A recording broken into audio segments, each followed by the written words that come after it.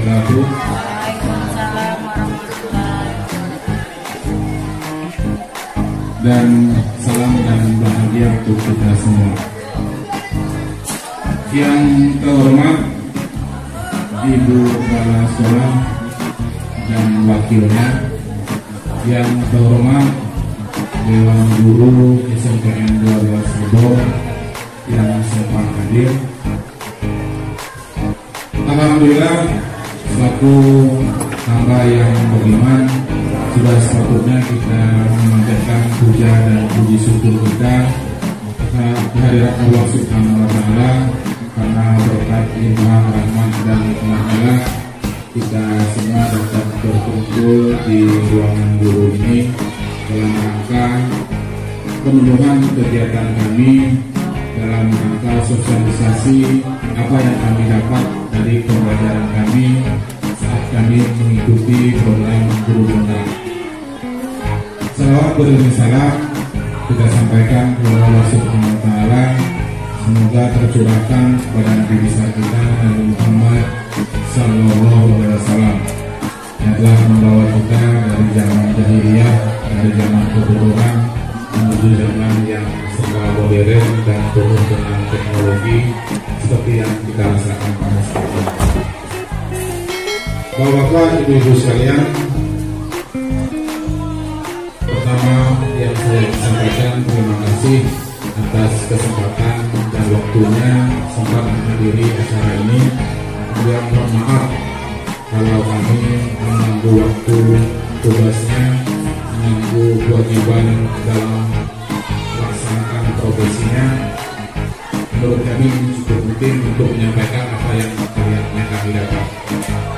Di sini kami bukan mengajari, kami hanya selaku orang-orang yang menerima terlebih dahulu. Tugas kami adalah menyampaikan kembali apa yang kami dapat sebagai calon guru penggerak selama pelatihan ini. Walaupun kita sudah kenal, perkenalkan, saya Gilotiko Saputro. Di samping saya pasangan saya Guru IPA Bu Bakawati, ya, Soekarno Putri. Kami di sini calon guru penggerak angkatan 6 di bawah asuhan fasilitator Bu Aisyah Maulidah dari Jawa Timur, kemudian pengajar praktiknya Pak Mawati dari SDN Udang Abang, Saringan. Pada hari ini kami akan menyampaikan materi yang kami terima. Dalam hal ini yang ditekankan adalah budaya positif. Tetapi terlebih dahulu nanti saya sampaikan terlebih dahulu, nanti dilanjutkan oleh Bu Fatmawati. Saya menyapa Bapak Ibu, selamat datang pada guru hebat. Saya yakin semuanya di sini adalah guru-guru hebat. Di sini ada Bapak Ibu sedang sedia. Saya yakin pasti guru ini hebat dan profesional dan semangat untuk menjadikan murid kita menjadi seorang yang beriman, bertanggung jawab, mandiri dan kritis. Ini adalah ajakan saya. Mari belajar bersama, berkolaborasi, saling mendukung demi mewujudkan disiplin positif di SMP di 12 Bogor. Jadi tujuan kita ini adalah sebagai rekan sejawat itu mendukung dan berkolaborasi. Itu yang diutamakan. Selanjutnya saya akan menyambung tentang materi yang telah disampaikan tadi, sedikit mengulas lagi. Di sini belajar tentang filosofi pendidikan di Belajar Wawancara, di mana setelah awal kami belajar di sini itu mindset kami itu dikembalikan lagi ke awal menjadi guru. Karena yang tahu kita guru adalah hanya menyampaikan materi, apa yang di buku, apa yang kita dapat selama perkuliahan itu kita sampaikan sesuai dengan di buku. Tetapi tujuan utama kita adalah karakter siswa yang diinginkan. Itu adalah filosofi pemikiran Belajar Wawancara. Kita di sini sebagai petani dan murid kita sebagai benih-benih yang ingin kita jadikan sesuai dengan bakat dan minat. Di mana Belajar Wawancara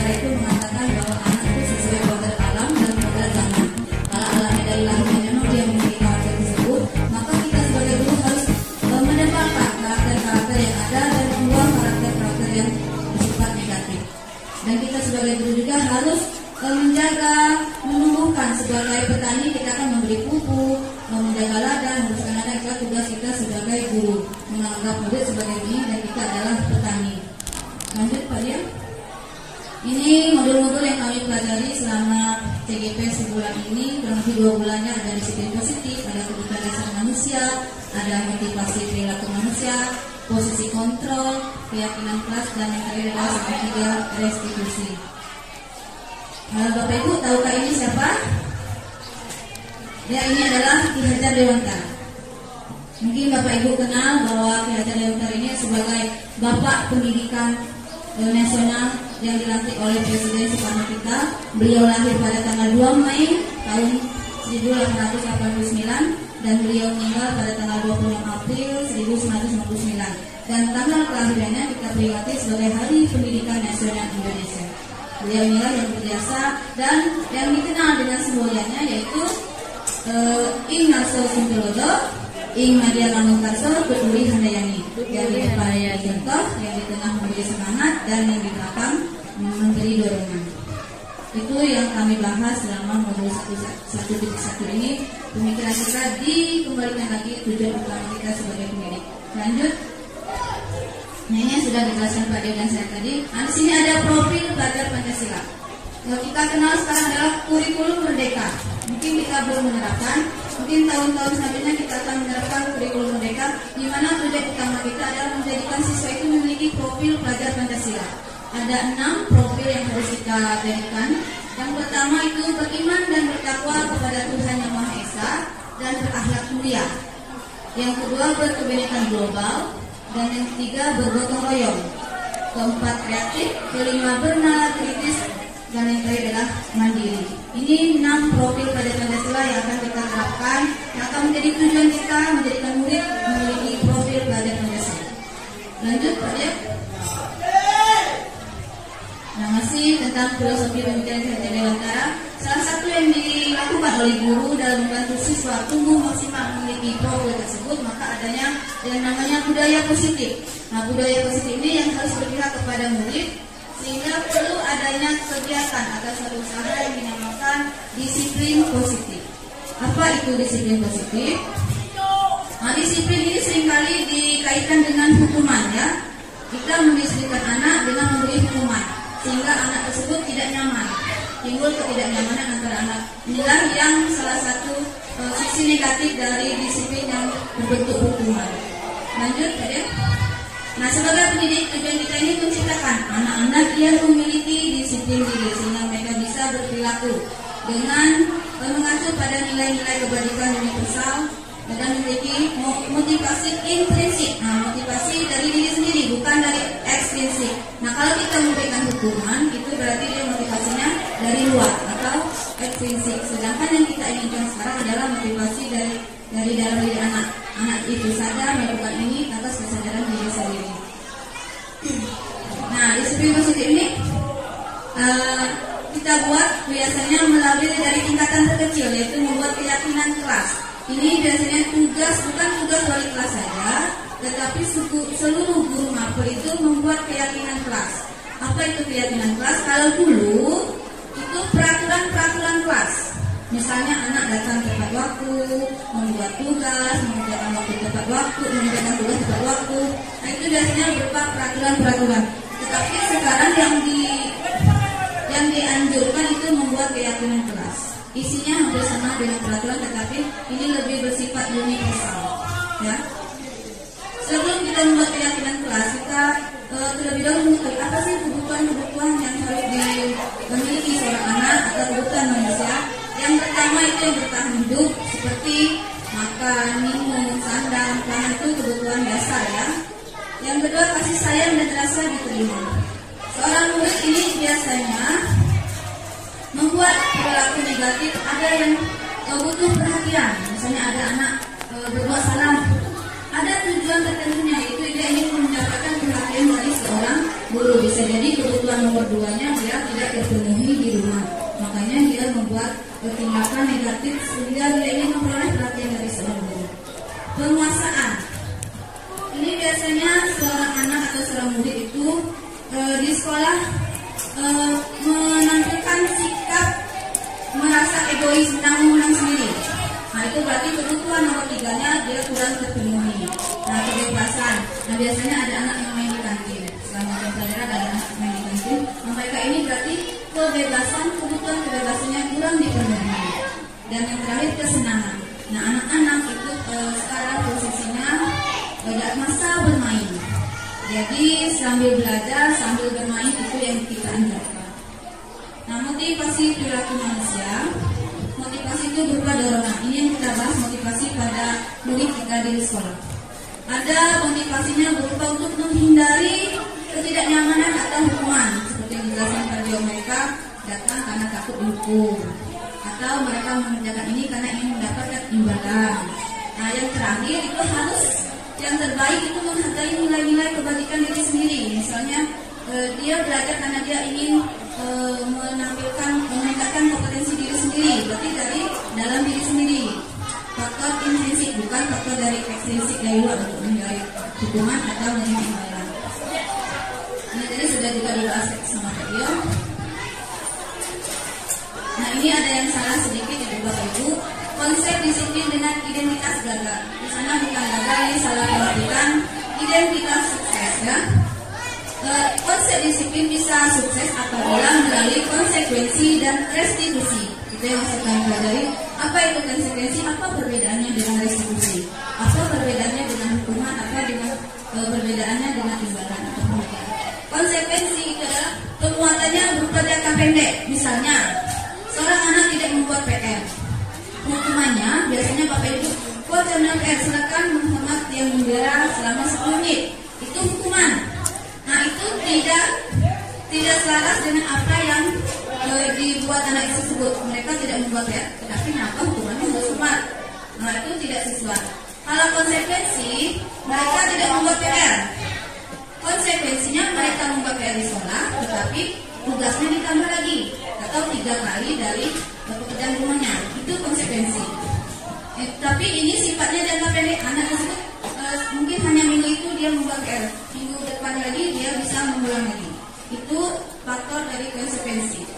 Perlu monitoring berkelanjutan. Kalau kita memberikan konsekuensi kepada anak, maka kita harus mengawasi atau monitoring. Benar nggak anak ini melakukan apa yang kita perintahkan?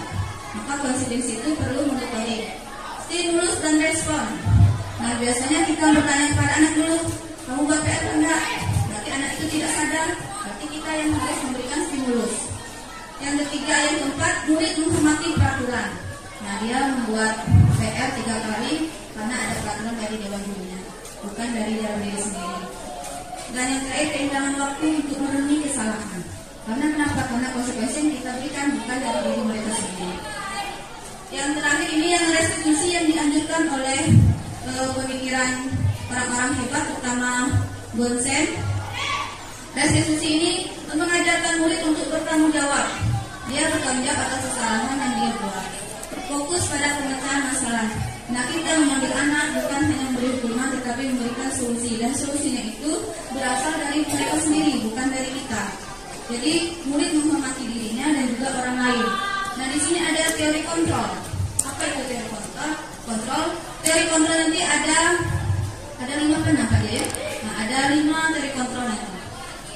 Terus kalau restitusi nanti murid bersemangat memperbaiki kesalahan. Nanti ada beberapa contoh yang kami tampilkan. Konsep disiplin pendekatan restitusi. Nah, jadi sekarang Bapak Ibu, kita menghadapi anak itu bukan dengan memberikan hukuman, ancaman atau penghargaan. Walaupun selama ini kita memberikan penghargaan kepada anak kelas 1, anak yang ini, nah itu sebenarnya banyak kekurangannya dengan penghargaan. Yang bagusnya itu melalui restitusi. Apa itu restitusi? Adalah proses menciptakan kondisi bagi murid untuk memperbaiki kesalahan mereka sehingga mereka bisa kembali pada kelompok mereka dengan karakter yang lebih kuat. Ini menurut Gonsen tahun 2004. Ciri-cirinya yang pertama, ya 2004. Ciri-cirinya yaitu bukan cara menebus kesalahan, namun belajar dari kesalahan. Yang kedua, memperbaiki hubungan. Dan yang ketiga, tawaran bukan paksaan. Misalnya kita memberikan tawaran solusi pemecahan masalah. Bukan seperti kamu harus ini, karena kamu salah kamu harus ini. Nah, bukan seperti itu berarti memberikan hukuman. Yang keempat, menuntut untuk melihat ke dalam diri. Nah, kita nanti kembalikan kepada anak. Kamu berbuat ini salah apa enggak? Kalau salah, bagaimana yang kamu salah? Kenapa kamu mengatakan diri kamu salah?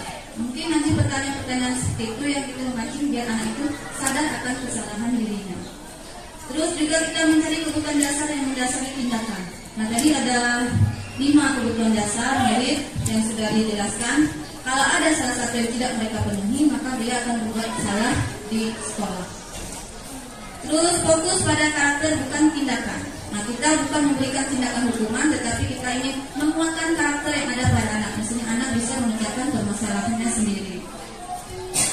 Menguatkan dan fokus pada solusi. Nah, kalau restitusi itu prosesnya itu untuk menguatkan anak dan fokus pada solusi. Anak dikuatkan lagi mentalnya supaya dia tidak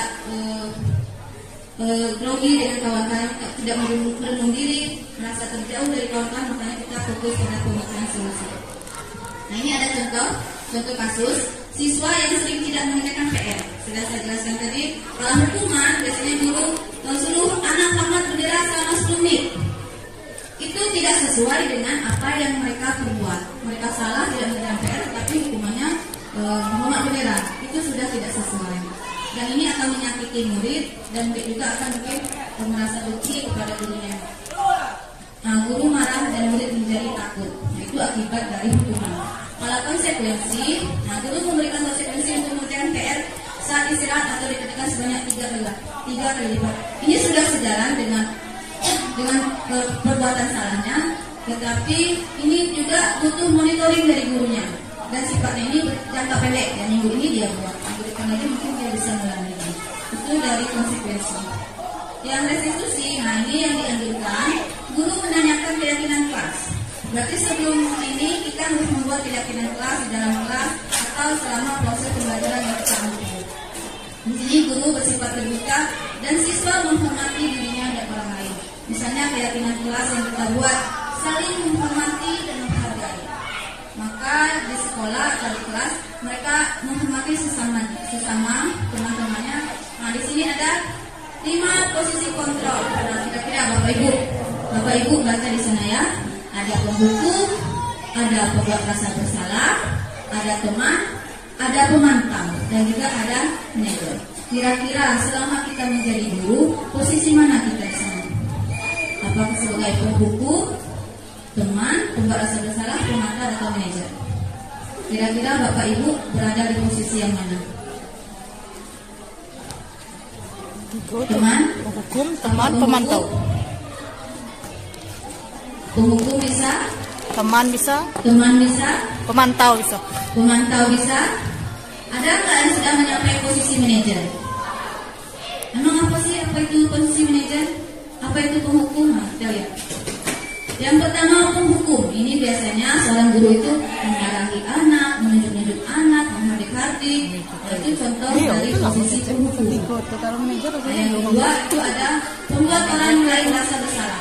Nah, pada posisi ini guru ini bersalah lembut, tetapi menyakitkan hati anak. Misalnya, ya kamu terus yang berbuat salah, selalu kamu yang di sini, selalu kamu yang datang ke ruang guru, masuk datang. Nah, itu berarti kita sebagai seorang pembuat orang merasa bersalah.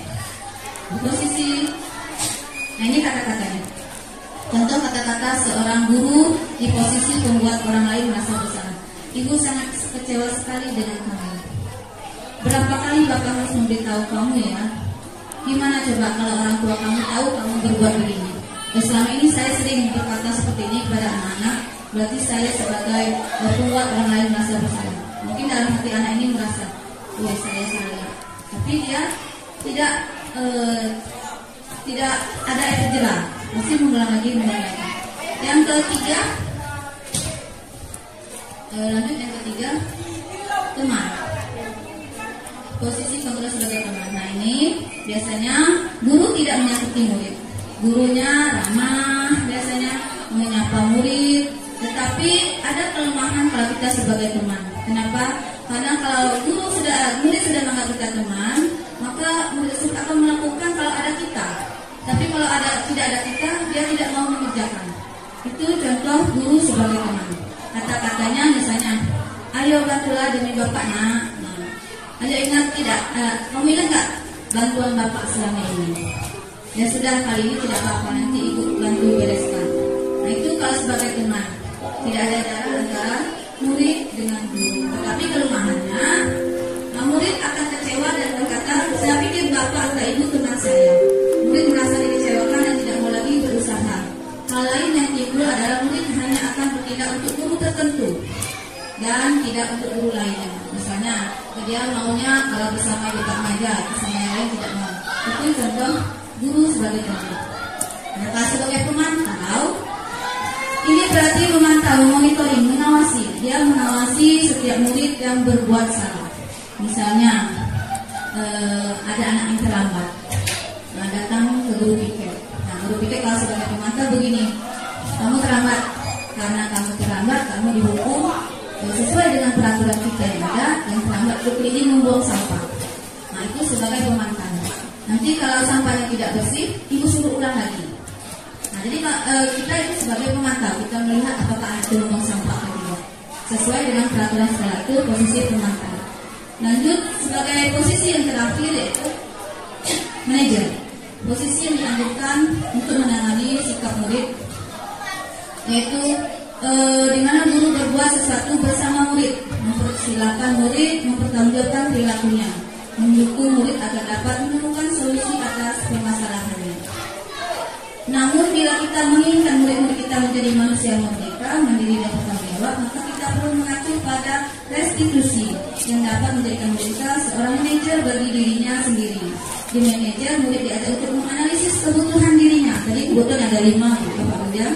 Namun di sini diperkenankan bukan pada kemampuan membuat konsekuensi, namun dapat berkolaborasi dengan murid bagaimana memperbaiki kesalahan yang ada. Kita berkolaborasi dengan murid mencari pemecahan masalah. Langkah pertama dalam mengembangkan budaya positif, yang pertama itu keyakinan kelas. Apa itu keyakinan kelas? Adalah salah satu disiplin positif yang bisa kita terapkan dalam membangun budaya positif di sekolah. Dengan adanya keyakinan kelas di setiap kelas, diharapkan dapat mewujudkan tujuan pendidikan yang berorientasi pada profil pelajar Pancasila. Lanjut, apa sih langkah-langkah dalam membuat keyakinan kelas? Di sini saya bersama siswa, ini contoh yang sudah saya terapkan di kelas 7A, ya.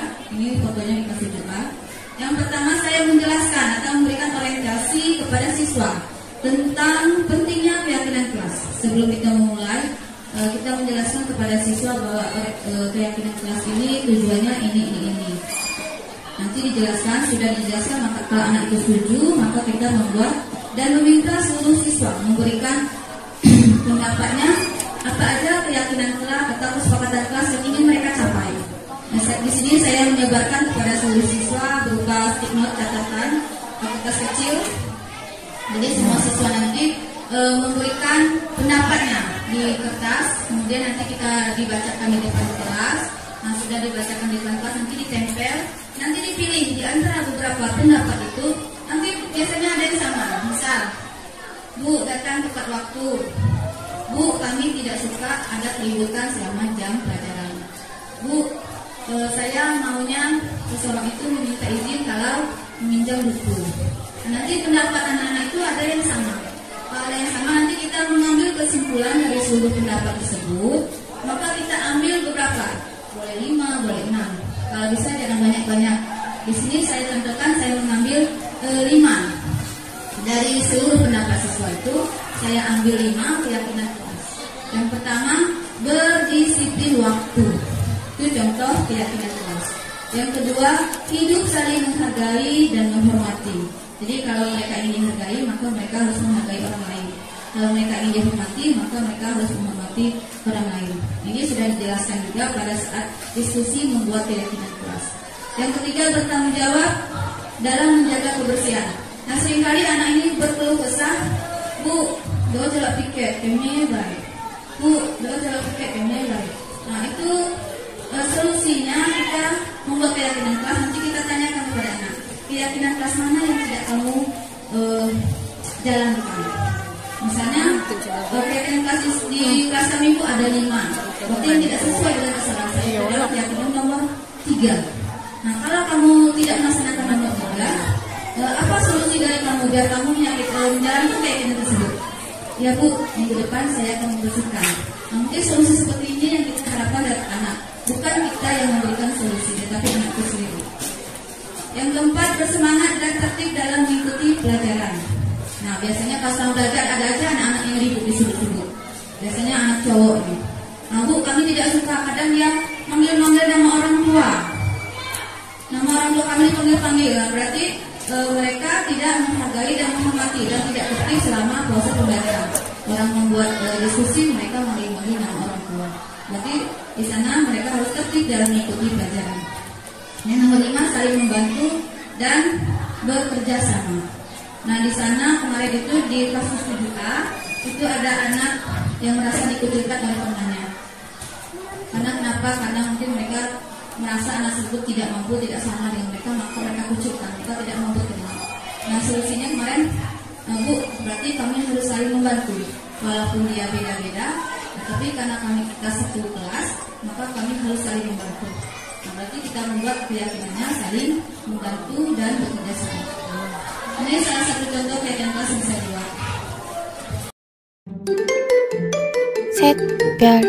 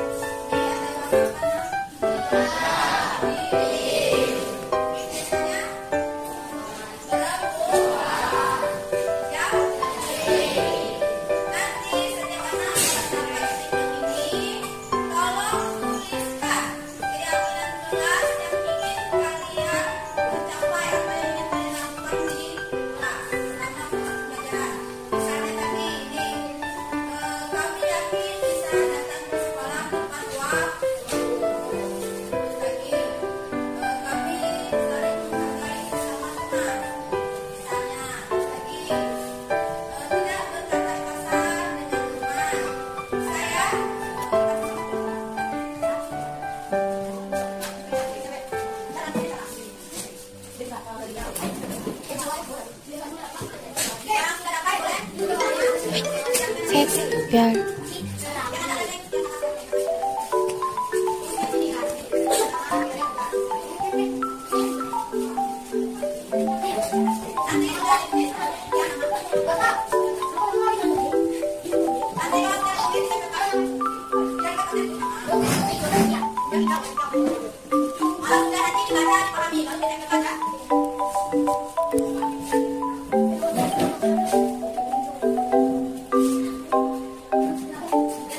Ya. Kalau yang sudah dibaca dulu, dipahami dulu.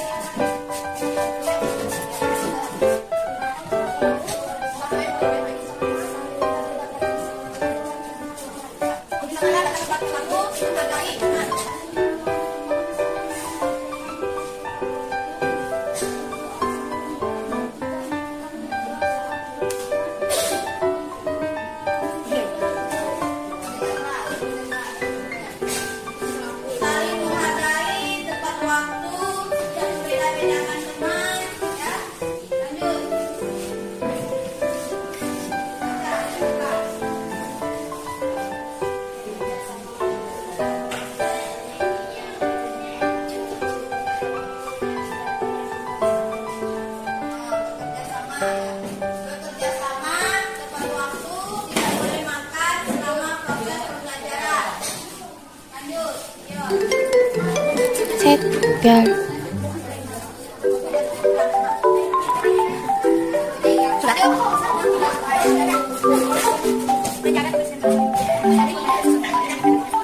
Ya, saling menjaga kebersihan kelas. Lanjut.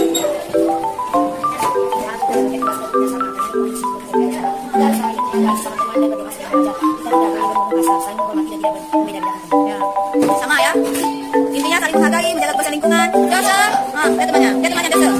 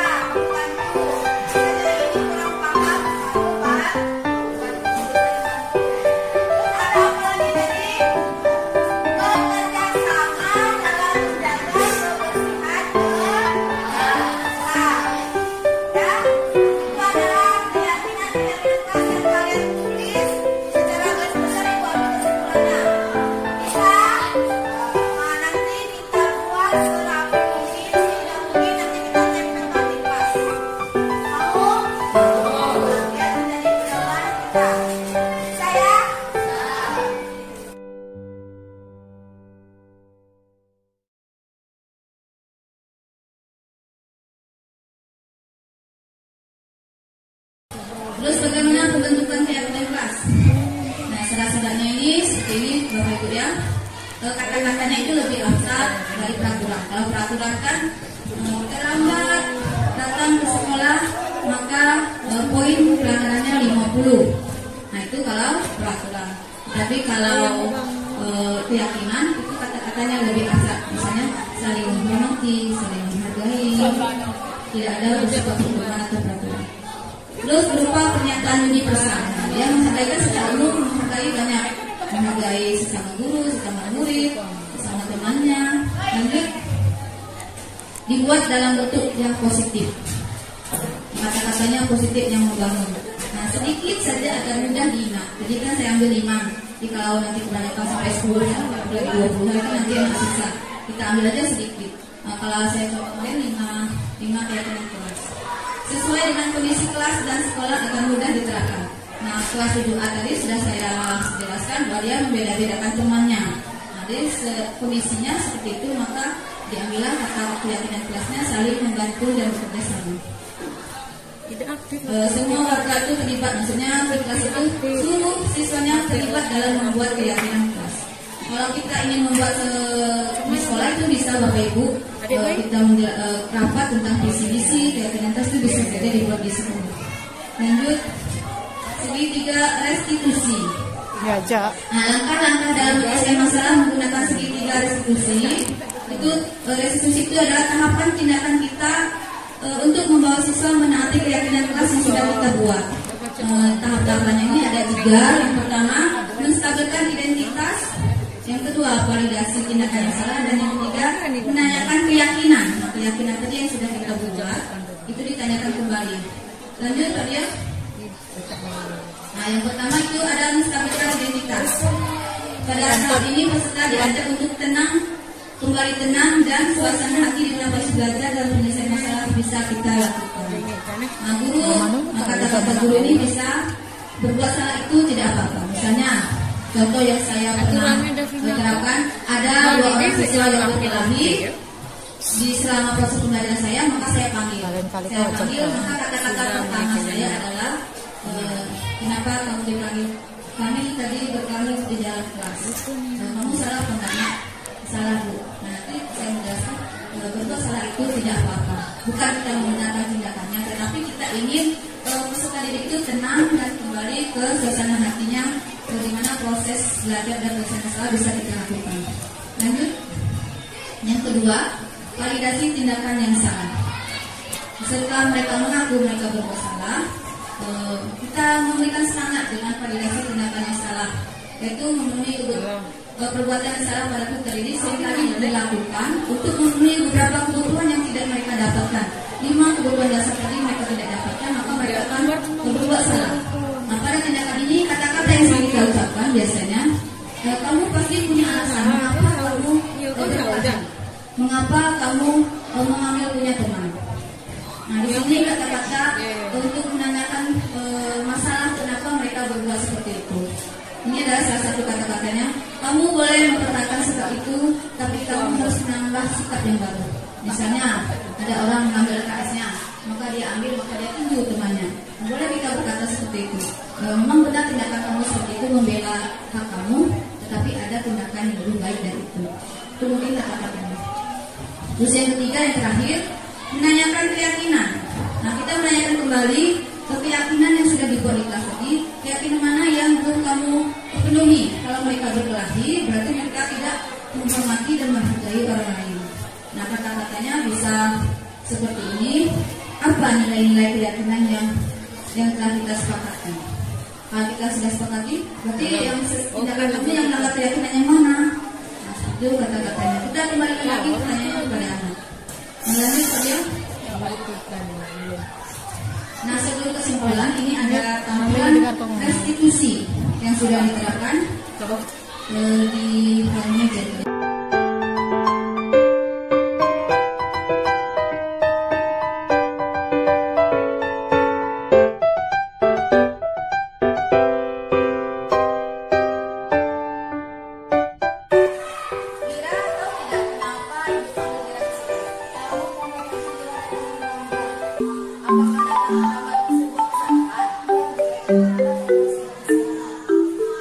Juga waktu sekolah pernah datang terlambat ya.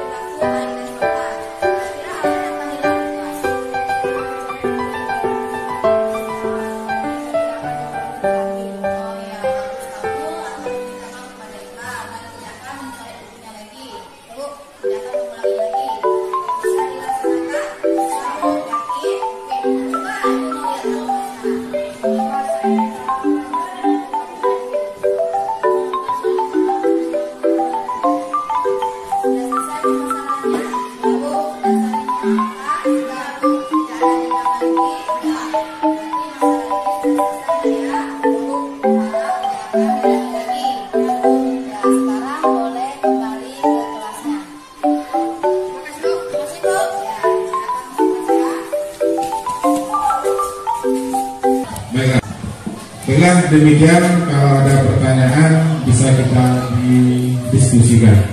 Pada Bapak Ibu dipersilakan. Silakan Pak Fahri, bertanya Pak. Kalah dulu ya. Ayo Dir. Yang pertama dan yang terakhir boleh.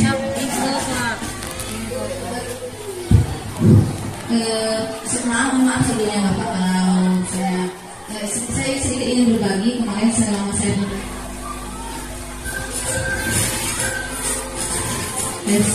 ternyata memberikan penghargaan atau imbalan kepada murid itu tidak sesuai atau karena sifatnya nanti akan ada hal-hal negatif yang akan timbul. Selama ini kan kita sering memberikan anak hadiah, juara satu, kan itu tindakan yang selama ini kita lakukan. Tetapi selama kami belajar di sana, ternyata tindakan itu malah bisa tidak dilakukan lagi. Kenapa? Karena ada sifat anak nanti yang timbul, ada rasa puas dengan apa yang sudah dia capai. Saya sudah melakukan ini, dikasih ini. Nah, mereka tidak ingin kreatif lagi, mereka tidak ingin menambahkan lagi seperti itu. Nah, ini menjadi tantangan bagi kamu. Kenapa tidak boleh seperti itu? Ya, Pak Alan mau bertanya, silakan.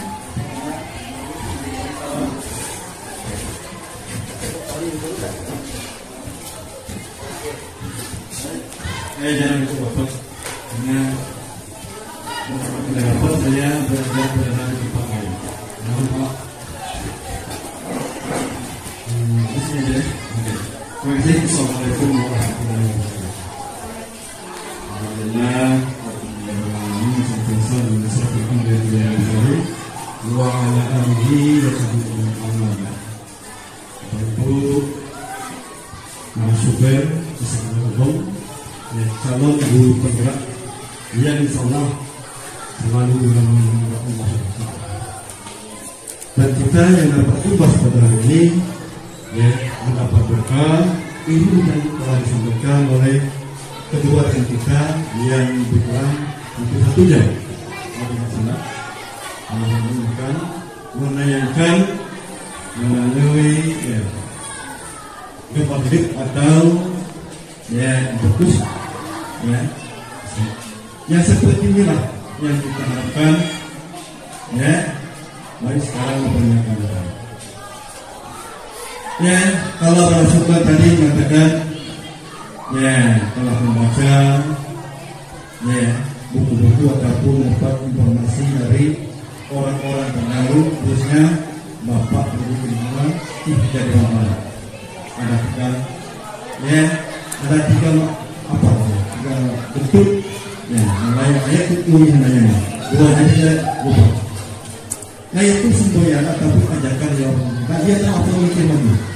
Ya sama dengan ya kalau kita kembali lebih jauh lagi ya Nabi Muhammad SAW di dalam Al-Quran itu sebenarnya saudara yang akan terjadi sedang juga yang akan terjadi sebelum terjadi akan terjadi dan yang ya akan datang semuanya sudah ada ya tinggal saja kita menikmati dan menjalankan apa yang telah mensyukuri umat. Saya sedikit agak menyebarkan ya. Tadi langsung mengatakan memberikan punishment apapun untuk hukuman ataupun hadiah itu tidak sesuai lagi dengan zamannya. Rasanya mohon maaf saya telah dulu membaca, tapi saya merekam di sini untuk mengirim salat yang kurang dukungan.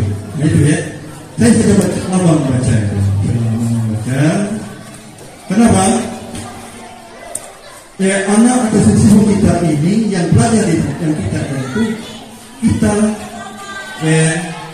serahkan kepada mereka, ya untuk menerima pembelajaran. Bukan mengambil dari sistem ranking.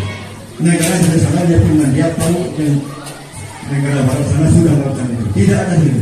Yang ada hanya ya suksesnya yang berbeda. Ada suksesnya tepat waktu, ada suksesnya yang agak terlambat. Nanti pada akhirnya semuanya sukses semua. Ya, lebih agak lupa sedikit. Mungkin Bapak Ibu, ya saya keluar ataupun saya izin. Ya karena ada anggota keluarga kami yang mengikuti ya testing ya.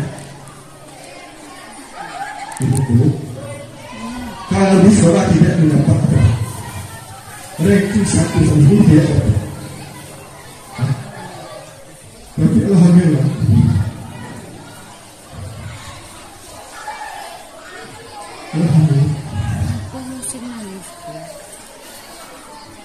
ada testing ini dari sana betul dari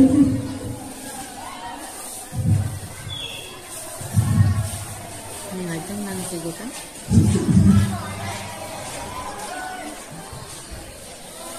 ya oleh Polda itu mendapat 1%.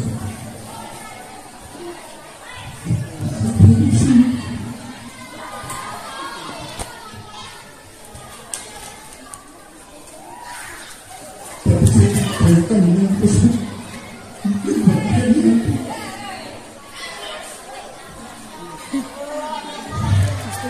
melihat jangan dengan itu tetap bertahan pada akhirnya. potong aja kok itu kan Potong potong aja itu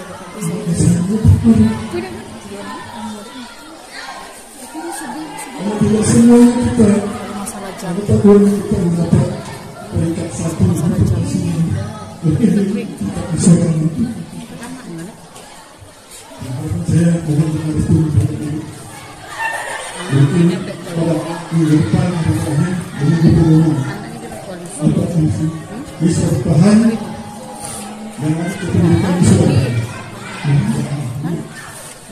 Kalau saya ya ada tidak masuk betul ya karena saya mengirim keluarga beberapa keluarga berbeda dengan merah Itu sekilas ceritanya. Jadi anak kita ini tidak mendapatkan tinggi sekolah. Nah pas pada waktu tes pertama di Bengkulu, Tapi coba itu tuh di kota sekolah. memiliki sekolah, tapi tidak Facebook tidak bisa keluar. Tidak ada di situ. Karena apa? Satu-satunya putra di Bengkulu kita mendapatkan kesempatan. Nah sebelumnya kita tes di para tinggi juga dapat juga satu, tapi terjadinya ya itu sesuai yang kita minta. Tes yang awalnya yang dikasih tes jasmani dan posturnya tidak diikuti. Nah akhirnya itu kembali pada tes yang terlampau pada saat ini yang alhamdulillah masih sangat dikasih. Jadi saja Muhammad Rasulullah Assalamualaikum warahmatullahi wabarakatuh. Tapi nanti gaji lebih rendah gitu. Kira kita Waalaikumsalam. selama kan dari sama aja. Terima kasih atas saran dan motivasinya yang kita harap. Kalau dulu kita Ya, kita selaku manusia biasa ya, bisa melaksanakan sesuai kehendak kita. zaman kesini. Apapun itu kita di sini satu keluarga, apapun yang apa kegiatan apa kami selalu mendukung. Walaupun prosesnya ada dalam bentuk hubungan moral, ada yang langsung memberikan support, ada yang memberikan dalam bentuk doa. Jadi di sini kita adalah keluarga. Apapun itu kalau memang penting ya kita di sini bersama-sama memajukan sekolah kita. Baiklah, terima kasih sekali lagi Pak Wan. Mungkin kami juga mohon maaf kalau ada hal-hal yang kurang berkenan selama ini. Apapun itu tugas kami adalah guru dan selaku rekan teman sejawat. Mohon maaf jika kami selaku teman sejawat kurang berkenan, selaku bawahan kurang berkenan, itulah kami. Tetapi dalam hati kami kita adalah keluarga. Baiklah, terima kasih Pak Fahri, silakan. Ini kayak kak. Tidak dulu. Maksudnya tuh walaupun itu ini anaknya alhamdulillah.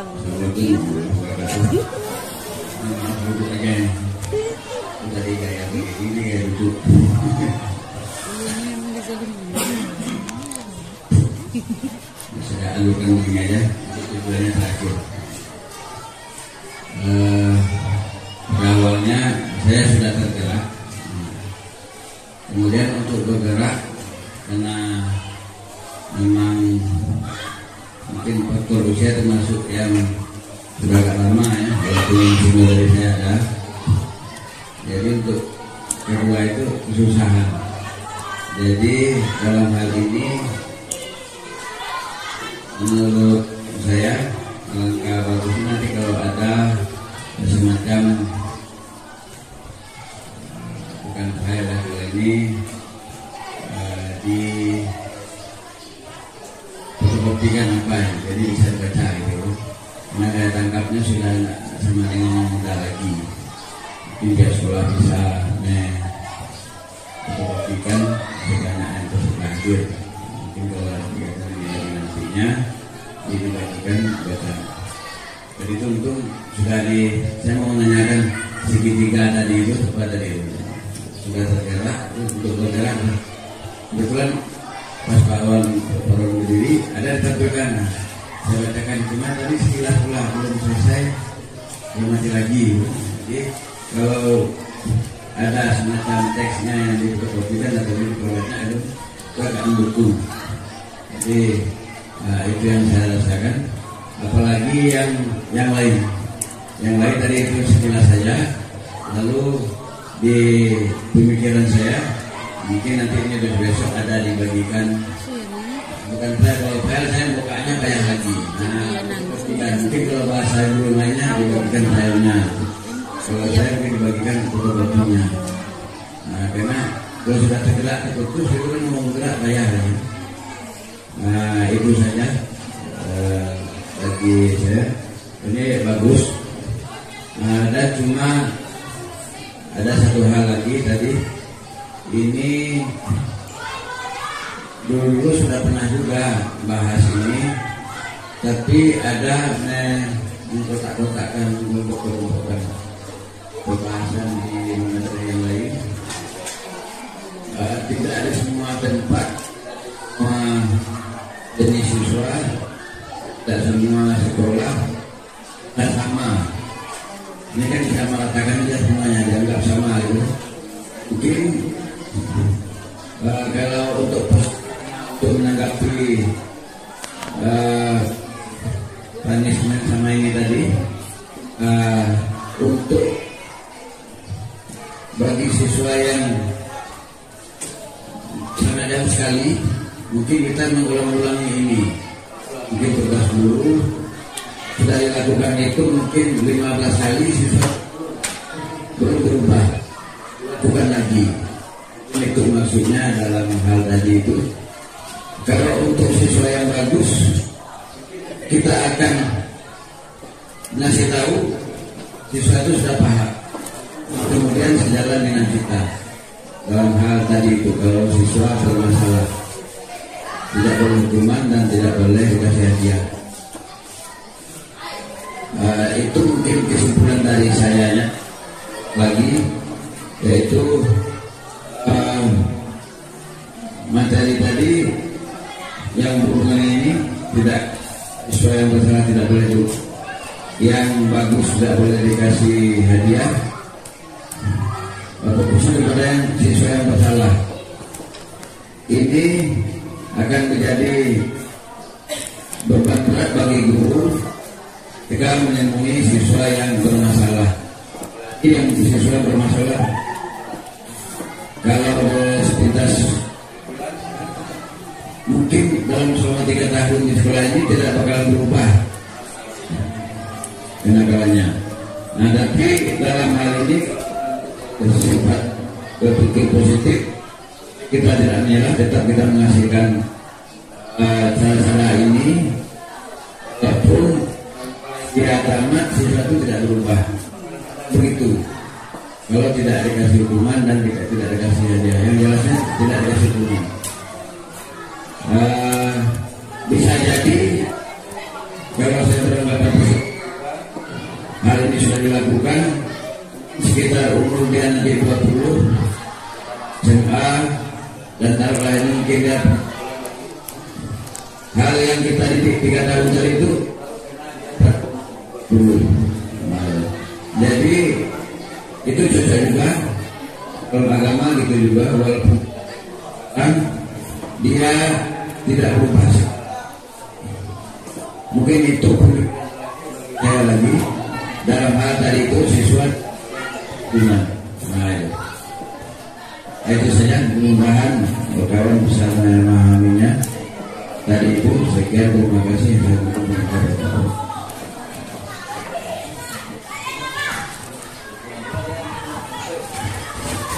Terima kasih kepada Pak Bari atas sarannya. Mungkin nanti sudah ini besok atau lusa kami fotokopikan filenya khusus untuk Pak Fahri.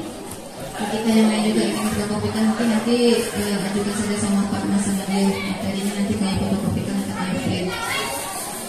Nanti juga saya bagikan filenya di grup WA.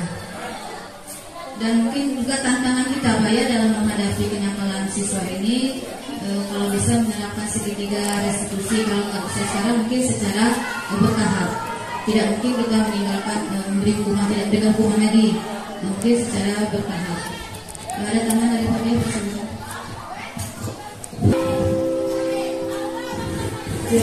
Ada Pak Dewi yang telah menyimpulkan hari ini. Mungkin sampai di sini dulu, Bapak Ibu tanyakan. Ibu Risma silakan.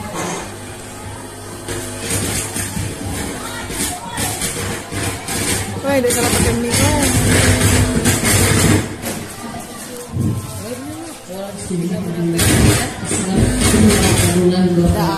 Oh, itu tuh ini foto Bang. Mungkin saya tidak terlalu banyak bertanya karena belum banyak paham, jadi tidak bisa bertanya. Nah, pertama kali saya mungkin berikan buat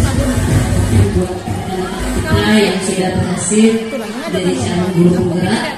Nah, kami berikan apresiasi yang luar biasa buat mereka yang merupakan guru muda yang sanggup dan siap dan telah melewati jenjang pendidikannya dalam mengikuti mengikuti calon guru penggerak. Ini saya berikan apresiasi yang luar biasa. Kami saja yang sudah mulai tua-tua ini mungkin tidak sanggup untuk menjalankan atau mengikuti calon guru penggerak. Nah, mudah-mudahan dengan hadirnya mereka berdua bisa membawakan aura positif bagi kita semua selaku pendidik ataupun sekolah kita untuk kemajuan sekolah kita ke depannya. Nah, mungkin banyak hal dari ilmu-ilmu yang mereka sampaikan ini membawa manfaat bagi kita semua. Meskipun teori-teori yang sudah mereka pelajari atau mereka dapatkan sudah ada sebagian yang sudah kita lakukan, namun kita tidak tahu teorinya. Nah, untuk ke depan kami berterima kasih tadi seperti kata Pak Dio tadi, menghimbau dan mengajak kawan-kawan mari bersama kita memajukan sekolah kita ini. Berarti sudah disampaikan Pak Dio tadi untuk membangkitkan dampak positif dari kita semua. Mindsetnya kita ubah, siapapun pimpinan kita, bagaimanapun kondisi kita harus berkolaborasi. Tanpa ada kerjasama, mungkin suatu sekolah yang dipimpin oleh seseorang tidak akan dapat berhasil. Nah, mungkin itu saja Pak Dio. Dan saya akhiri. Assalamualaikum warahmatullahi wabarakatuh.